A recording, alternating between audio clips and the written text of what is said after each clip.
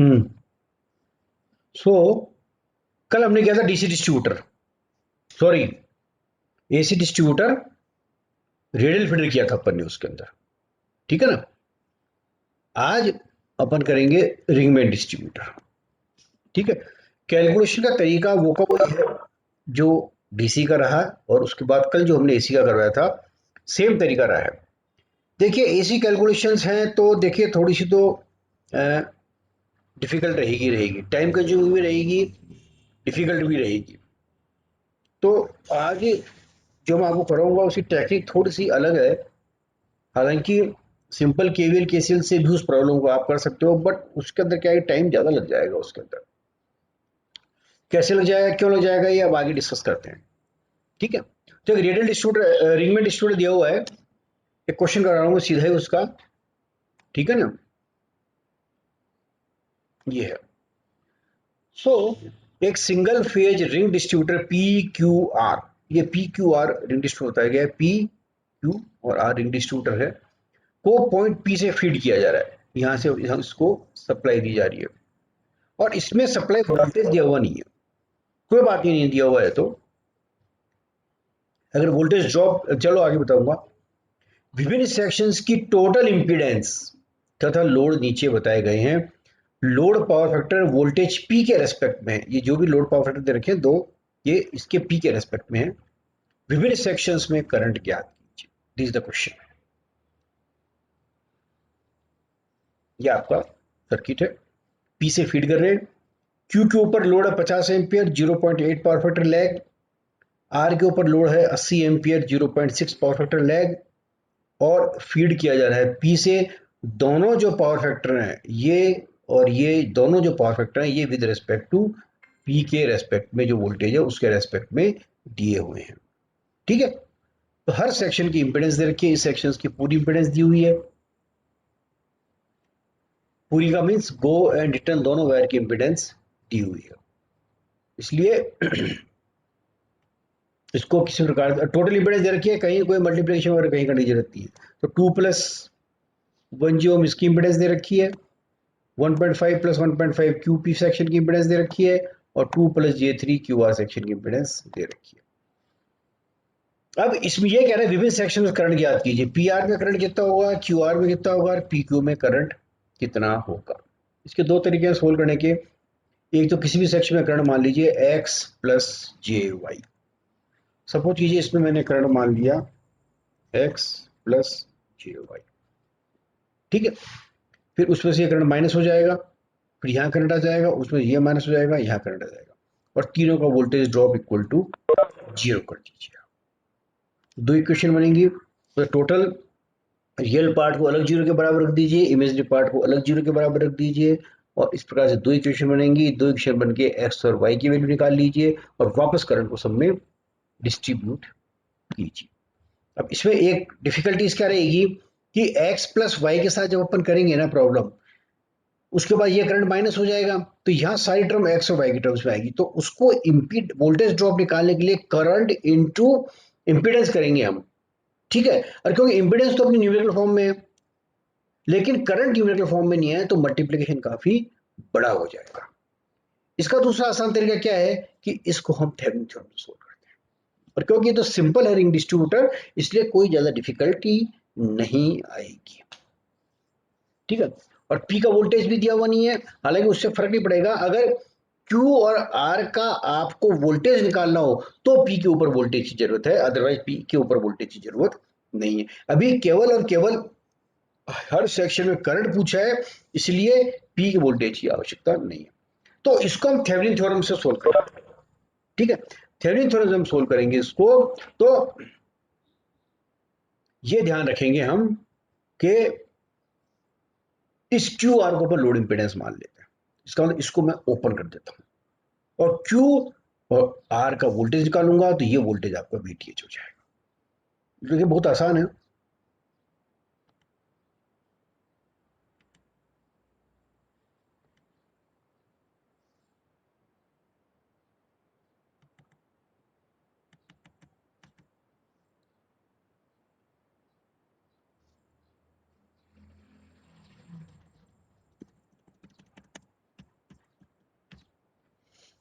तो इसमें load impedance are Q या क्यू आर 2 प्लस J3 को मानते हुए उसको ऑपोजिट करके वी क्यू आर या VTH निकालते हैं। ठीक है, ये सर्किट ये देखिए, यहां से इसको मैंने ओपन सर्किट कर दिया। ठीक है,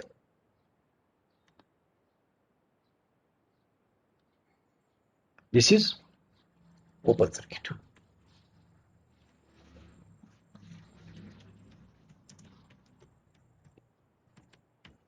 ओके, अब ये 80 एम्पियर करंट सारा सारा इधर से आ रहा है। इस पीआर सेक्शन में कितना करंट है? 80 एम्पियर।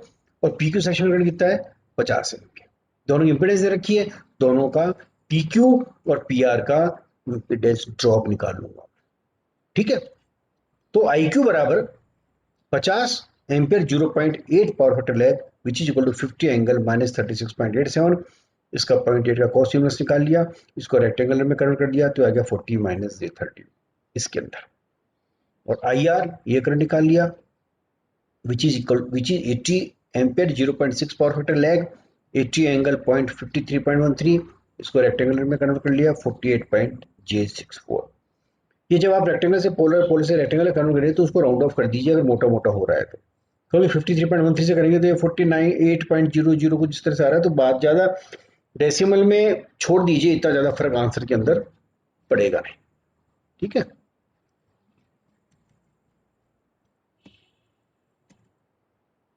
जेड पी क्यू निकाल लिया, जेड पी क्यू और Z P are 1.5 plus J1.5 2.12 angle 45 और 2 प्लस J1 को निकाल लिया तो 2.236 एंगल 26.56। ओके, अब इसमें voltage drop Z P Q Z P R into I P R, इसमें Z P Q into I P. तो voltage drop in section P Q equal to I Q into Z P Q. I Q निकाल रखा अपन ने पहले से ही है 50 angle 36.87 और इसको निकाल रखा है पी क्यू 2.12 एंगल 45। इसको सोल्व कर लिया 106 एंगल 8.13। तो ये मोटा मोटा आ जाएगा 105 plus J15। This is voltage drop in section P Q. Similarly हम निकालेंगे voltage drop in section P R, I R into Z P R. ठीक है, आई आर दिया हुआ है 80 एंगल 53.13, जेड पी आर दे रखा है, इसको सिंप्लीफाई कर लिया, ये आ जाएगा 160 माइनस Z। अब देखिए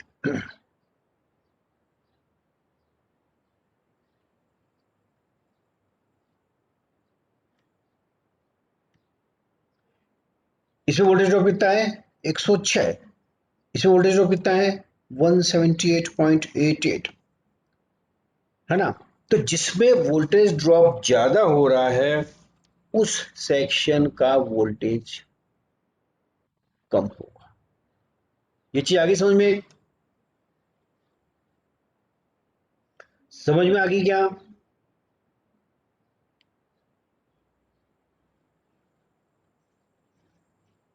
आवाज आ रही है मेरी? मेरी आवाज आ रही है? Yes sir. तो ये समझ में आ गया क्या? जिस सेक्शन में वोल्टेज ड्रॉप ज्यादा हो रहा है उस सेक्शन का वोल्टेज कम होगा। ठीक है ना?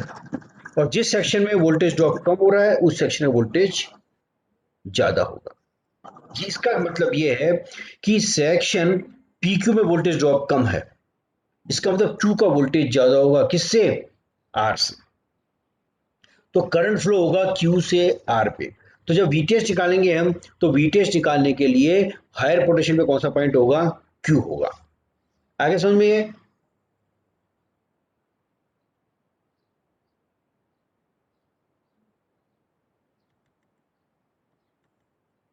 सो VQR equal to VPQ minus VPR which is equal to VTH। Q is at higher potential क्योंकि इसमें वोल्टेज ड्रॉप कम है। और VPQ कितना होगा? ये देखिए ऊपर से अगर चले हम, VQ कितना होगा? VP माइनस PQ में ड्रॉप और VR कितना होगा? VP माइनस PR में ड्रॉप। ठीक है, तो VP minus VQ minus VP minus VR, VP तो जरूरत भी नहीं है, वीपी से वीपी तो कट जाएगा, तो फाइनली क्या बचा वीआर माइनस वीक्यू। तो हायर में से लोअर घटा दीजिए, जो वोल्टेज ड्रॉप ज्यादा आए हैं, ठीक, और कम वाला जिसमें वोल्टेज ड्रॉप आया है उसका पोटेंशियल हायर होगा, तो करंट इसमें फ्लो होगा क्यू से आर की तरफ। तो ये 160 माइनस जे टी, 160 माइनस जे टी माइनस 105 प्लस जे 15, इसको सोल्व कर लिया, सोल्व करके ये आ गया 55 माइनस जे 95, फाइनली सोल्व होके आ गया 110 एंगल माइनस 60 डिग्री, और Q is at higher potential, Q is at higher potential, ये ध्यान रखना, ठीक है।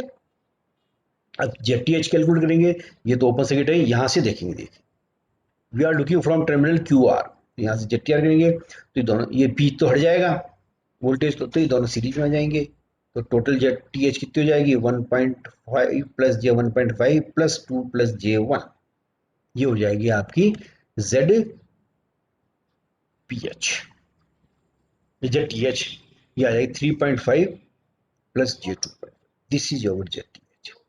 अब थेवेनिन इक्विवेलेंट बना लेंगे, हमारे पास वीटीएच आ गया, हमारे पास जेटीएच आ गया, अब हम थेवेनिन इक्विवेलेंट बना लेंगे, और ये याद रखिए Q is at higher potential, तो Q से करंट जाएगा आर पे, वो जो लोड करंट जो हम निकालेंगे ना, क्योंकि लोड रेजिस्टेंस क्या था क्यू आर, ये थेवेनिन इक्विवेलेंट बन गया आपका। ये वीटीएच हो गया 110 एंगल माइनस 60, ये जेटीएच हो गया 2.5 प्लस जे 2.5, और ये लोड इंपेडेंस लगा दी जो हमने हटाई थी यहां से, ये 2 प्लस जे 3 हटाई थी, इसको वापस लगा दूंगा मैं क्यू आर पे, ये क्यू आर पे 2 प्लस जे 3 लगा दिया, ये दिस इज और जेटीएच, ये वाली 3.5 प्लस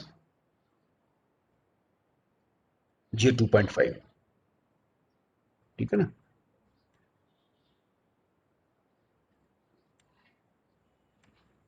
तो दिस इज और जेटीएच, ये 3.5 प्लस जे 2.5, ठीक है।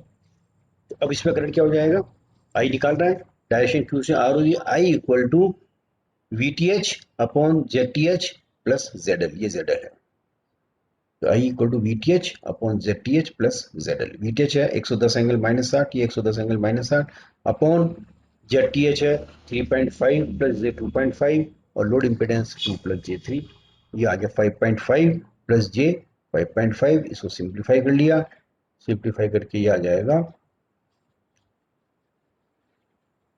110 angle minus 60 upon 7.778 angle 45, it comes to be 14.14 angle minus 105।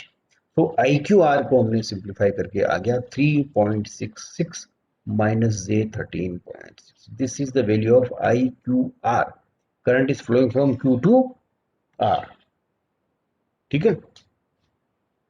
तो ठीक है ना।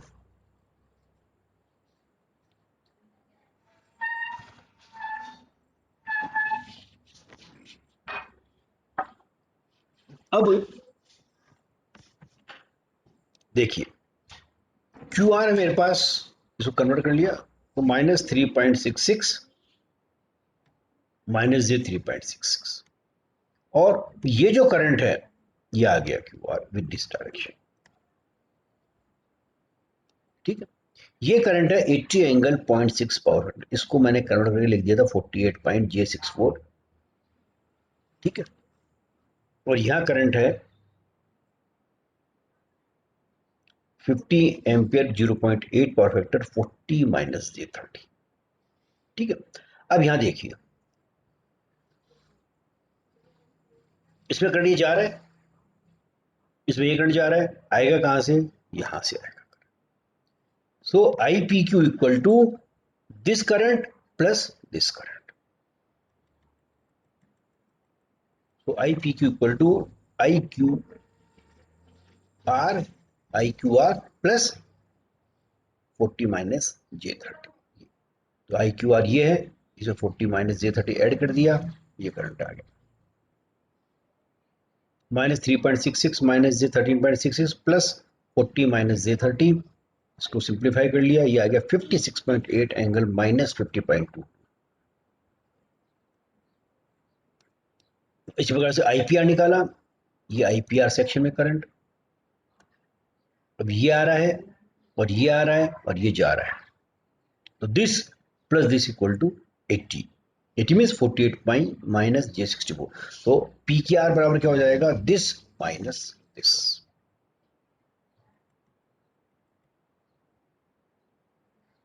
So IR minus IQR, 48 minus J64 minus this IQR, इसको सिंप्लीफाई कर लिया, 48 माइनस J64, ये minus minus plus 3.66 plus J 13.66, तो इसको जोड़ दिया 51.66, इसमें से सब्ट्रैक्ट कर लिया तो माइनस J 50.34, सिंप्लीफाई कर लिया 72.13 एंगल माइनस 44.3, ये आ गया current in the section PR। तो इस प्रकार से रिंग में डिस्ट्रीब्यूटेड प्रॉब्लम एसी डिस्ट्रीब्यूशन में इस प्रकार से सोल्व करते हैं। कुछ समझ में आएगा भैया आप लोगों के? हम्म,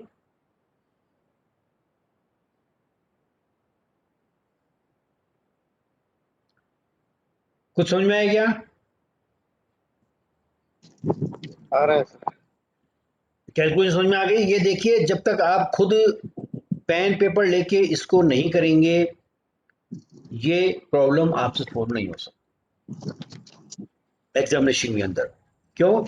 जब तक कंटिन्यू इसकी प्रैक्टिस से करेंगे, रेक्टेंगल से पोलर, पोलर से रेक्टेंगल, किस तरह से मल्टीप्लिकेशन करना है, किस तरह से डिवीजन करना है, एडिशन रखना है, सब्ट्रैक्शन रखना है, तब तक ये एसी प्रॉब्लम सोल्व नहीं होगी।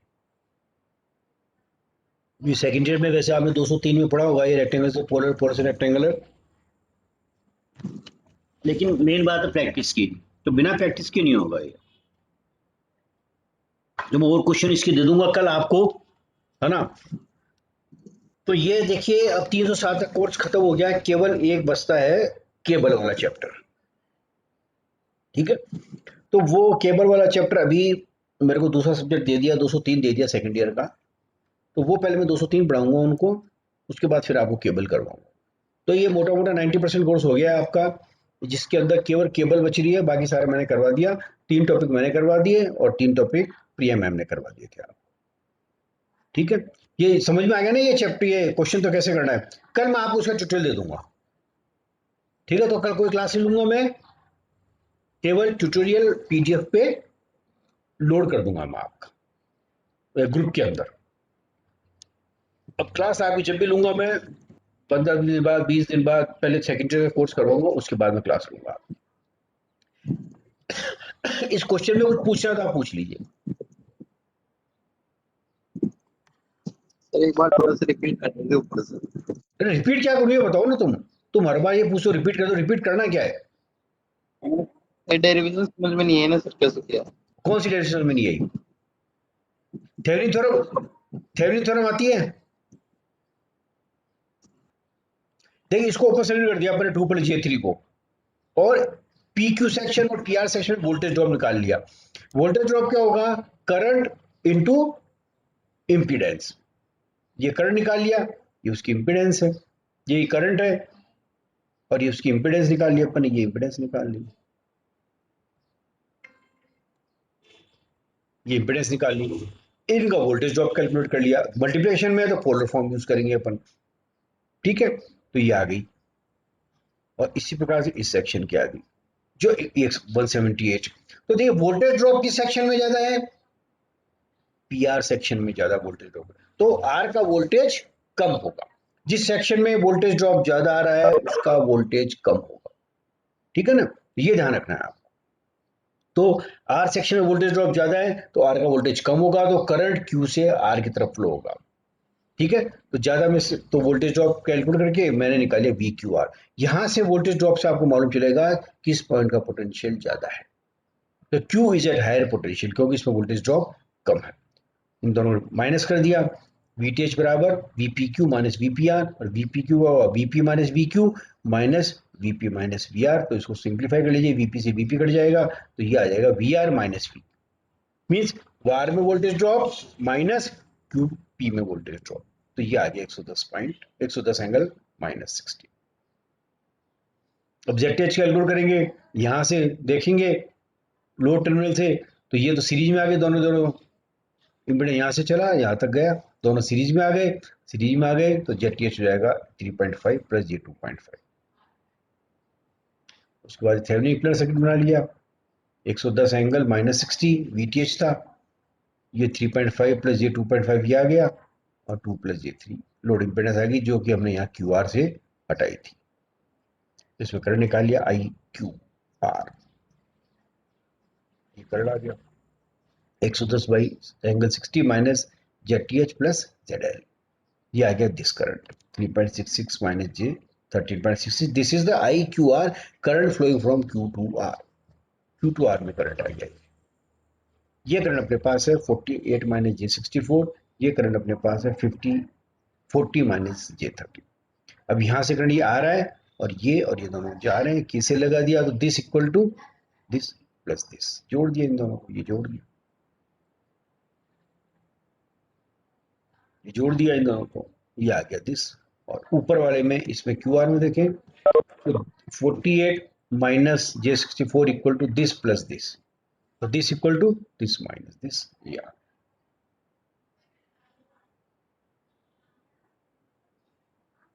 आ गया, तो ये करंट आ गया।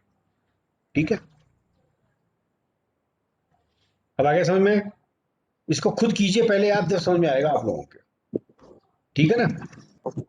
और कल ये मैं इसका है ना वो डाल दूंगा, ट्यूटोरियल डाल दूंगा इसके कल। पूरा उस दिन वो अधूरा था ट्यूटोरियल जो डाला था, yesterday जो ट्यूटोरियल डाला था वो अधूरा था, दोबारा को जो ट्यूटोरियल डालूंगा वो कंप्लीट हो जाएगा। सोल्ड अनसोल्ड प्रॉब्लम कर लीजिए, सोल्ड प्रॉब्लम जिस टॉपिक के नीचे लिखूंगा उसका मतलब जो मैंने क्लास में कराई है वो भी आपको करनी है। ठीक है, बंद करूँ क्लास? ओके।